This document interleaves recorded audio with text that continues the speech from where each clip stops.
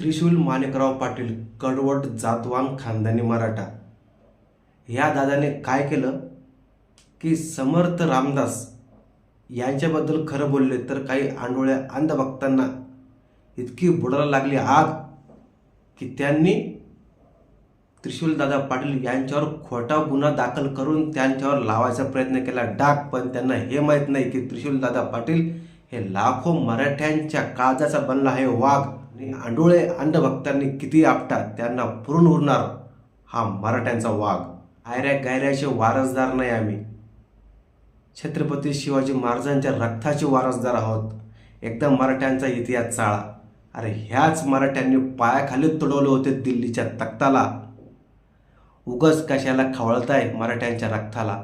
त्रिशूल माणिकराव पाटील आयरा गायरा व्यक्ती नाही. अरे त्यांच्या मनामध्ये छत्रपती शिवाजी महाराजांची प्रेरणा आहे आणि त्यांच्या डोक्यात बाबासाहेबांचे विचार आहे.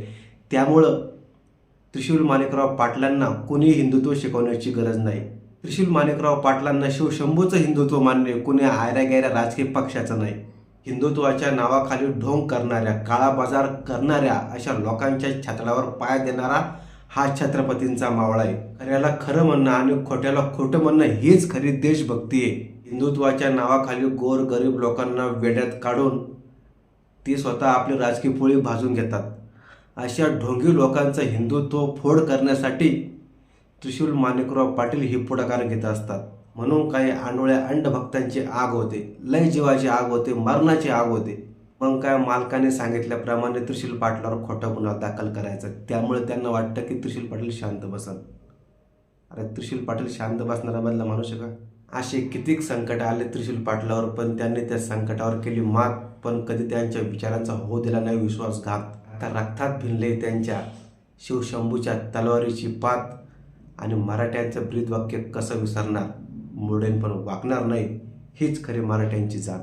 जेवढं जेवढं तुम्ही या पाटलाच्या पोराला नडणार तेवढं हे पोरगं तुमचा पुतळा बाहेर काढणार. तो कोश्यारी शिंदमा आता कोणता तो बागेश्वर बाबा हे महाराष्ट्रात येऊन छत्रपती शिवाजी महाराजांचा अपमान करतात. तेव्हा तुम्ही डांगीत शेपूट घालून चूप असतात, तेव्हा कुठं जातं तुमचं हिंदुत्व? तेव्हा तुम्हाला काहीच वाटत नाही का? आणि ह्या अशा ढोंगी लोकांना त्यांच्या अवकात दाखवण्यासाठी जेव्हा हे छत्रपतींचे मावळे मैदानामध्ये उतरतात तेव्हा तुमच्या भावना दुखतात का? आणि मग लगेच म्हणतात आमच्या भावना दुखवल्या, मग त्याच्यावर खोटे गुन्हे दाखल करा. हेच का तुमचं ढोंगी हिंदुत्व?